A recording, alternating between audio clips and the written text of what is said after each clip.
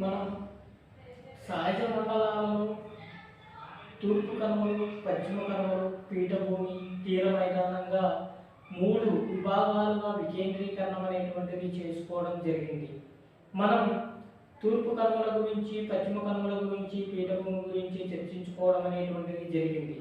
మరి తీర మైదానం గురించి కూడా మనం తెలుసుకోగలిగితే ఆంధ్రుల యొక్క చరిత్రలో పరిపూర్ణమైనటువంటి అవగాహనతో మనం ముందుకు వెళ్ళడానికి అవకాశం అనేటువంటిది ఉంటుంది.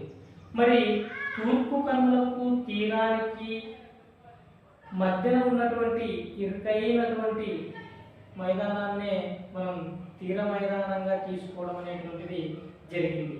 ఈ తీర మైదానం ఉత్తరానికి వెళ్ళే కొలది 60 కిలోమీటర్ల వెడల్పున వ్యాప్తి చెందడం అనేటువంటిది జరిగింది.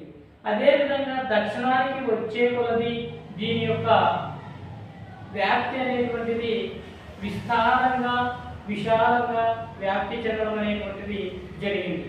ప్రధానంగా మనం గోదావరి నదిని చూసుకున్నా కూడా, కృష్ణా నదిని చూసుకున్నా, పెన్నా నదిని చూసుకున్నా కూడా ఈ 3 నదుల యొక్క పరివాహక ప్రాంతం అంతా కూడా ఈ తీర మైదానంలో డెల్టా ఒండ్రు నేలల రూపంలో వ్యాప్తి చెందడం అనేటువంటిది జరిగింది.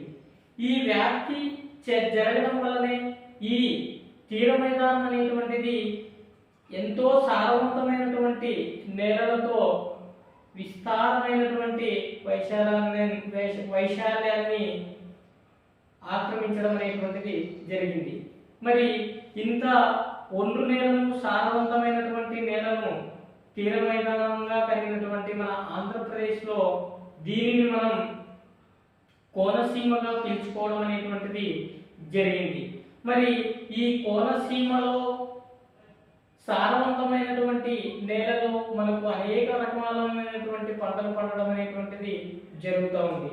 అది పోక, అనస, పనస, అరటి, కొబ్బరి లాంటి పంటలు, వాణిజ్య పంటలను కూడా పండించేటువంటి సారవంతమైనటువంటి నేలను మనం ఈ కోనసీమ ప్రాంతంలో చూడడం అనేటువంటిది జరుగుతుంది. ఇంత సారవంతమైనటువంటి నేలలు కలిగి ఉండడం వల్లే, ఇన్ని రకాలైనటువంటి పంటలు పండడం వల్లనే ఆంధ్రప్రదేశ్ ఉద్యానవనంగా కోనసీమను మనం పిలుచుకోవడం అనేటువంటిది జరుగుతూ ఉంది. మరి ఆంధ్రప్రదేశ్ ఉద్యానవనంగా పేరు గడించినటువంటి ఈ కోనసీమ ప్రాంతంలో అనేక రకమైనటువంటి వైవిధ్యాలతో కూడుకున్నటువంటి అంశాలు కూడా మనం చూసుకోవాలి. అంటే మనకు ఈ తీరం వెంట ఉండేటువంటి నేలలు కూడా ఇసుక మేటలు అయితేనేమి, ఊబి నేలలు అయితేనేమి, మనకు ఉప్పు నీరు నిల్వ ఉండేటువంటి పల్ల ప్రాంతాలు కూడా మనకు కనిపించడం అనేటువంటిది జరుగుతూ ఉంది. ఇంతటి 3 వైవిధ్యాలతో కూడుకున్నటువంటి నేలలు కలిగినటువంటి ఈ ప్రాంతంలో మనం ప్రధానంగా చూసుకుంటే ఈ తీరం వెంబడ ఉన్నటువంటి సారవంతమైనటువంటి నేలల్లో కూడా జీడి మామిడి తోటలను పండించడం అనేటువంటిది జరుగుతూ ఉంది. మరి మనకు ఈ ఇసుక మేట నేలలు అయితేనేమి, ఊబి నేలలు అయితేనేమి, ఉప్పు నీరు నిల్వ ఉండే పల్లపు ప్రాంతాలు అయితేనేమి, ఇవన్నీ కూడా మనకు శ్రీకాకుళం, విశాఖపట్నం, నెల్లూరు పరిసర ప్రాంతాల్లో కనిపించడం అనేటువంటిది జరుగుతూ ఉంది. మరి ఇంతటి వైవిధ్యంతో కూడుకున్నటువంటి నేలను తనలో ఇముడ్చుకున్నటువంటి ఈ తీర ప్రాంతం అనేకమైనటువంటి సహజ వాయువులు అయితేనేమి, పెట్రోలియం అయితేనేమి, ఈ గ్యాస్ వాయువులు అయితేనేమి, ఇటువంటి వాటిని కూడా తీర మైదానంలో లభ్యం కావడం వల్ల భారతదేశంలోనే అత్యంత ఐశ్వర్యవంతమైనటువంటి ప్రదేశంగా ఈరోజు తీర మైదానం అనేటువంటిది బహుజన ఆమోద జనసార్థకమైనటువంటి ప్రాంతంగా విరాజిల్లడం అనేటువంటిది జరుగుతూ ఉంది. మరి ఇంతటితోనే కాక తీర మైదానం అనేటువంటిది మనకు దాదాపుగా అనేకమైనటువంటి సరస్సులను కూడా తనలో ప్రవహింపజేసుకోవడం అనేటువంటిది జరుగుతూ ఉంది. అందులో ప్రధానంగా మనకు అతిపెద్ద సరస్సులుగా కొల్లేరు సరస్సు అయితేనేమి, పులికాట్ సరస్సు అయితేనేమి, ఈ 2 కనిపించడం అనేటువంటిది జరుగుతుంది. మరి ఈ రెండింటి ప్రవాహం ఏ విధంగా ఉంది, ఏం జరుగుతూ ఉంది అనేటువంటిది కూడా మనం ఎగ్జామినేషన్ పాయింట్ ఆఫ్ వ్యూలో తెలుసుకోవడం అనేటువంటిది చాలా ముఖ్యం.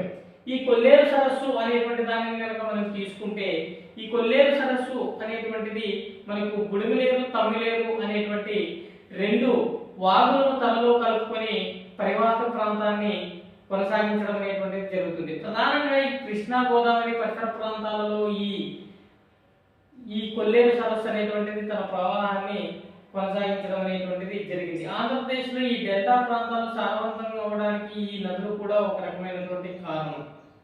మరి అదే విధంగా మనకు పులికాట్ సరస్సు, ఇది మనకు ఉప్పునీటి సరస్సుగా కనిపించడం అనేటువంటిది జరుగుతుంది. ఇది నెల్లూరు ప్రాంతంలో తన యొక్క ప్రవాహాన్ని కొనసాగించడం అనేటువంటిది జరుగుతుంది. సముద్రంలో నీరు ఉబికి ఒక సరస్సుగా ఏర్పడినటువంటి ప్రాంతమే పులికాట్ సరస్సు. ఈ సరస్సులో ఈ సరస్సును సముద్రాన్ని మనకు శ్రీహరికోట అనేటువంటి దీవి వేరు చేయడం అనేటువంటిది కూడా జరుగుతూ ఉంది. మరి ప్రధానంగా చూసుకుంటే ఈ కొల్లేరు సరస్సుకు ఈ పులికాట్ సరస్సుకు ఎంతో వైవిధ్యాలు అనేటువంటివి కనిపిస్తాయి. ఇప్పుడు కొల్లేరు సరస్సులో మనకు కొల్లేటి కొంగలు, అనేక రకమైనటువంటి పక్షులు, అనేక రకమైనటువంటి విదేశాల నుంచి వచ్చేటువంటి పక్షులు, వాగులు, కొంగలు అనేటువంటివి కొల్లేరు సరస్సులో మనకు కనిపించడం అనేటువంటిది జరుగుతుంది. అందుకే కొల్లేరు సరస్సును కొల్లేటి కొంగ అనేటువంటి పేరుతో కూడా పిలవడం అనేటువంటిది జరుగుతూ ఉంది. మరి అదే విధంగా మనకు శ్రీహరికోట అనేటువంటి దీవి వల్ల అక్కడ ఉన్నటువంటి కృత్రిమ ఉపగ్రహ కేంద్రాన్ని కూడా ఏర్పాటు చేసుకొని అంతరిక్ష ప్రయోగాలు, అంతరిక్ష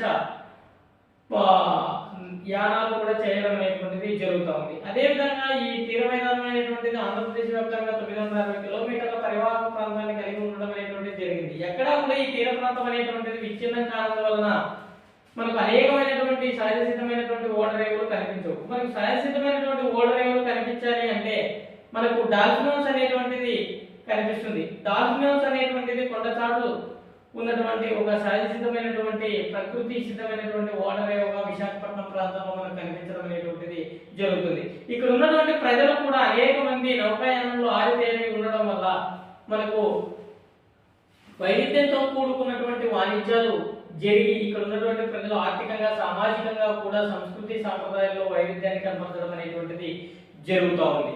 మరి ఇంతటి విశిష్టతలు కలిగినటువంటి ఈ ప్రాంతము మనకు ఈ కృష్ణా ముఖద్వారం వద్ద ఈ తీర మైదానం అనేటువంటిది ఈశాన్య దిక్కుగా వంపు తిరిగి ఉండడం అనేటువంటిది జరిగింది. అందుకే గోదావరి జిల్లాలకు కృష్ణా, గుంటూరు జిల్లాలో తూర్పుగా కనిపించడం అనేటువంటిది కూడా జరుగుతుంది. మరి ఇంతటి తీర మైదానాన్ని మనం చాలా పుష్కలమైనటువంటి వాణిజ్య సదుపాయాన్ని కలిగినటువంటి తీర మైదానాన్ని మనం గుర్తించుకోవాలి.